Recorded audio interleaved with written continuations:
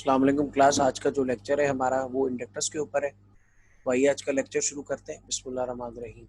Scheme of lecture आपके सामने आ रही है। सबसे पहले मैं बेसिक इंडक्टर की डेफिनेशन आपको बताऊंगा, उसके बाद टाइप्स ऑफ इंडक्टर्स आपको बताऊंगा, फिर सीरीज में अगर कनेक्ट करें तो क्या होता है, उनकी इंडक्टेंस जो इक्विवेलेंट इंडक्टेंस होती है, टोटल इंडक्टेंस वो क्या होती है, और पैरेलल में कनेक्ट करें तो उनकी टोटल इंडक्टेंस कितनी किस फार्मूले से निकाली जा सकती है, डीसी और एसी सर्किट्स में कैसे बिहेव करता है, और application at the end discuss करूंगा।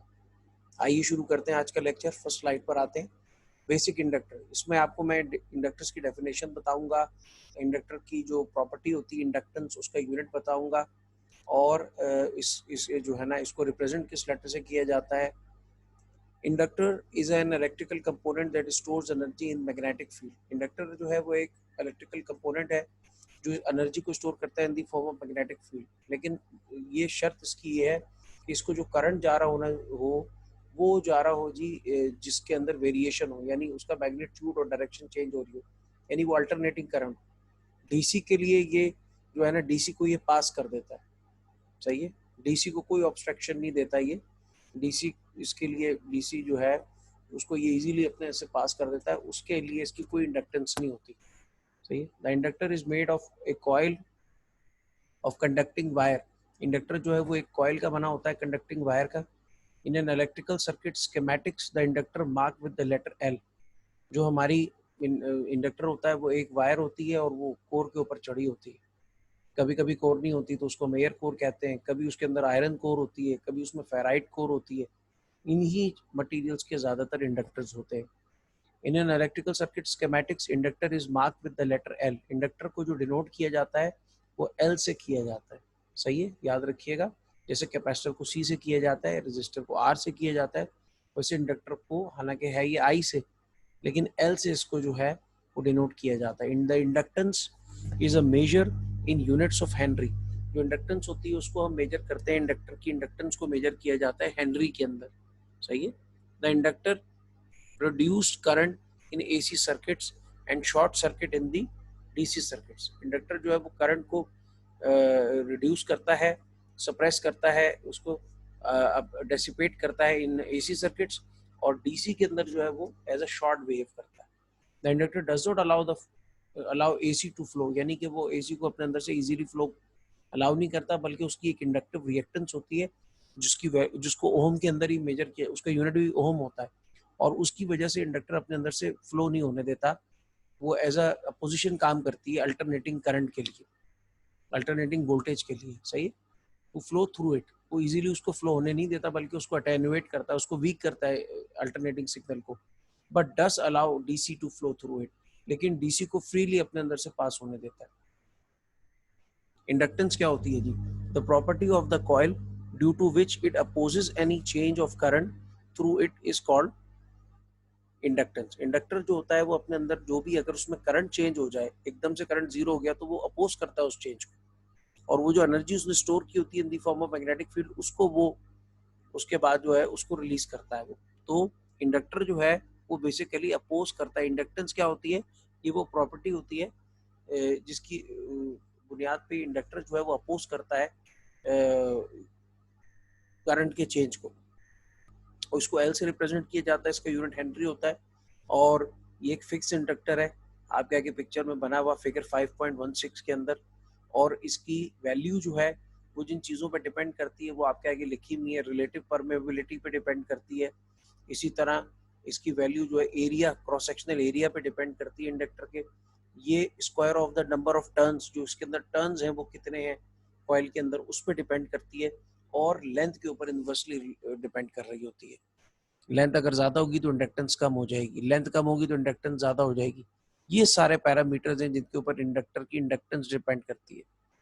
Inductance, actually inductance can be called as self inductance. Inductance को सेल्फ इंडक्टेंस भी कहा जाता है, जिसको हेनरी में मेजर किया जाता है। In case of DC the current is constant, so inductance property does not exist. Inductance exist ही उस वक्त करती है जब आपके पास आपका जो करंट है वो चेंज हो रहा हो। अगर आपका करंट चेंज नहीं हो रहा तो इंडक्टेंस एग्जिस्ट नहीं करती, सही। इंडक्टेंस उस वक्त एग्जिस्ट करेगी जब चेंज इन करंट हो, आपके पास करंट चेंज हो रहा हो। जब करंट चेंज होगा तो इंडक्टेंस एग्जिस्ट करेगी आपको। लेकिन जब चेंज इन करंट नहीं होगा, क्योंकि जो आपकी फार्मूला होता है इंडक्टेंस के लिए, आप समझ ले जो मेजर लॉ है वो ये है कि EMF is equals to L minus L delta I upon delta T। यानी जो EMF इंड्यूस होती है, बैक EMF इंडक्टर में इंड्यूस होती है, वो जो है वो डायरेक्टली प्रोपोर्शनल होती है rate of change of current के, यानी कि एक स्पेसिफिक पीरियड ऑफ टाइम में करंट में कितनी वेरिएशन आ रही है उसके प्रोपोर्शनल होती है। तो inductance is dependent upon the change in current. अगर DC है तो उसमें तो करंट में चेंज नहीं हो रहा है मैग्नीट्यूड के अंदर, तो वो फिर वहां पे इंडक्टेंस होते ही नहीं है, सही है ना, उसका कॉन्सेप्ट ही नहीं होता, इंडक्टेंस की प्रॉपर्टी एग्जिस्ट ही नहीं करती। But in case of AC the magnitude and direction of current not constant, so inductance exist. AC के केस में, अल्टरनेटिंग के केस में मैग्नीट्यूड और डायरेक्शन कांस्टेंट नहीं होती, मैग्नीट्यूड भी चेंज हो रहा होता है करंट का और डायरेक्शन भी चेंज हो रही होती है, इसलिए इंडक्टेंस एग्जिस्ट करती है। One very important thing that when we give a DC supply to an inductor, flux will be produced। ये बड़ी इंपॉर्टेंट चीज है कि जब हम DC सप्लाई इंडक्टर को देते हैं, DC के साथ कनेक्ट करते हैं बैटरी के साथ इंडक्टर को, तो उसमें फ्लक्स प्रोड्यूस होता है, सही।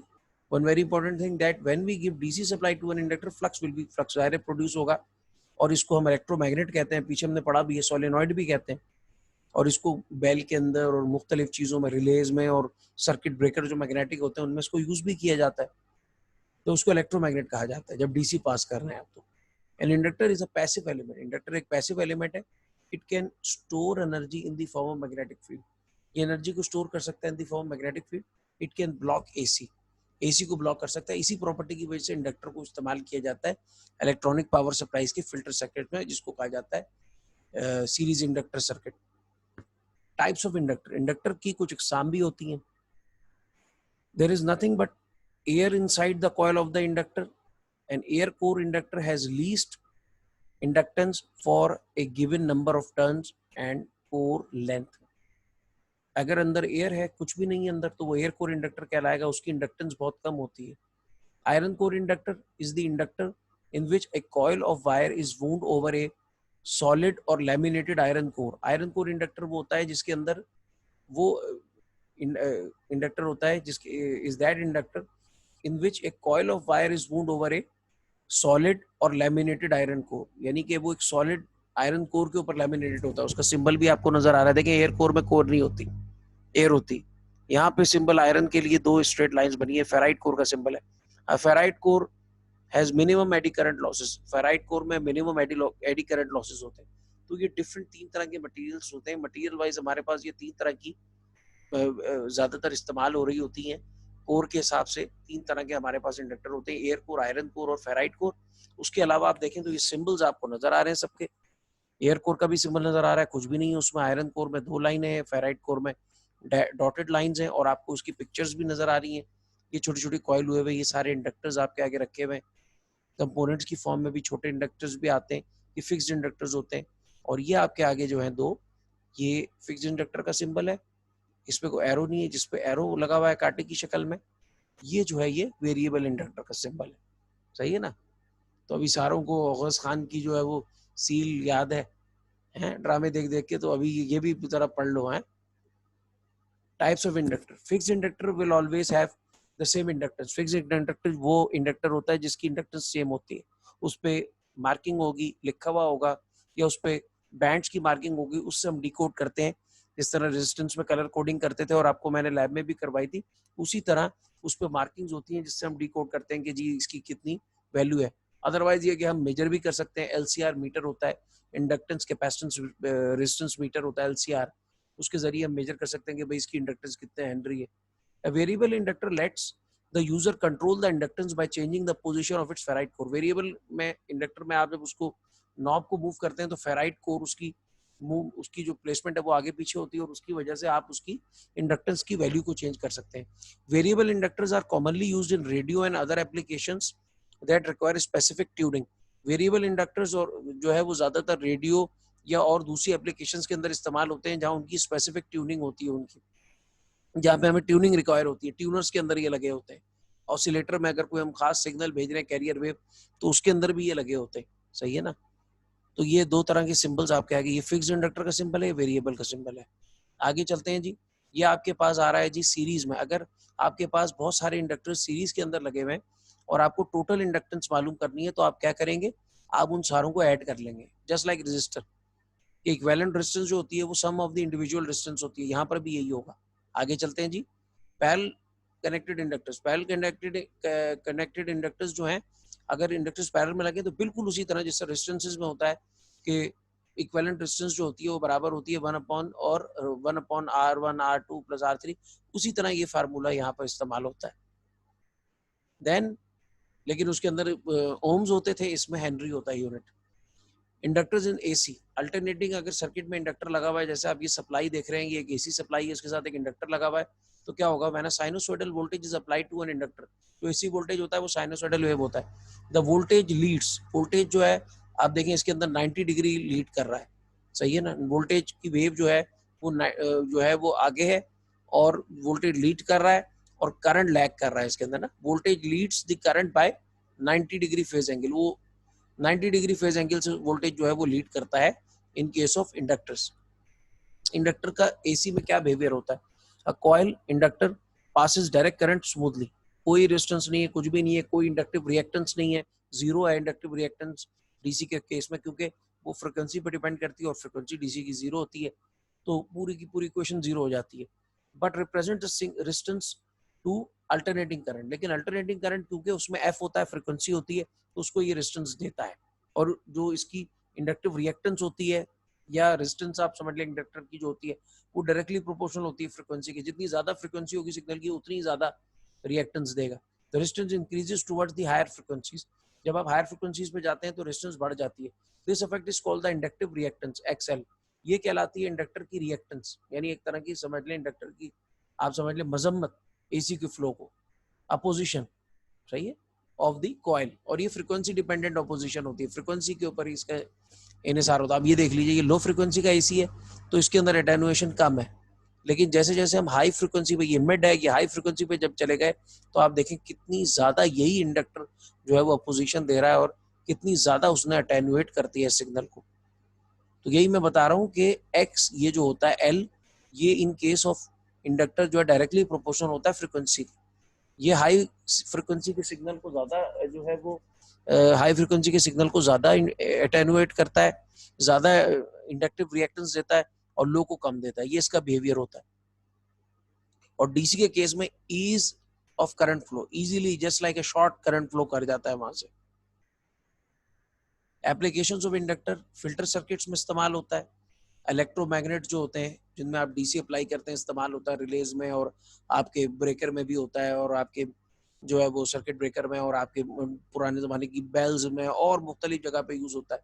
It is use in resonant circuits, tank circuit कहलाता है, LC circuit, inductance capacitance circuit, उसमें जो है वो चार्ज डिस्चार्ज होता है इंडक्टर और कैपेसिटर, और उसकी वजह से एक साइनोसॉइडल वेव प्रोड्यूस होती है। उसमें ऑसिलेटर्स आते हैं इलेक्ट्रॉनिक में, कॉलपेट ऑसिलेटर, क्लैप ऑसिलेटर, ये सारे साइनोसाइडल वेव ऑसिलेटर हैं। इनके अंदर ये इंडक्टर कैपेसिटेंस सर्किट यूज होते हैं, उसमें रेजोनेंस सर्किट या टैंक सर्किट यूज होता है। जब आप पढ़ेंगे इलेक्ट्रॉनिक्स में ऑसिलेटर साइनोसाइडल, तो आपको सबसे पहले टैंक सर्किट एलसी के बारे में पढ़ाया जाएगा, इंडक्टेंस कैपेसिटेंस सर्किट, कि कैसे वो चार्ज डिस्चार्ज होके और वो क्रिएट करते हैं, एक ऑसिलेशंस जनरेट होती हैं। हाँ जी।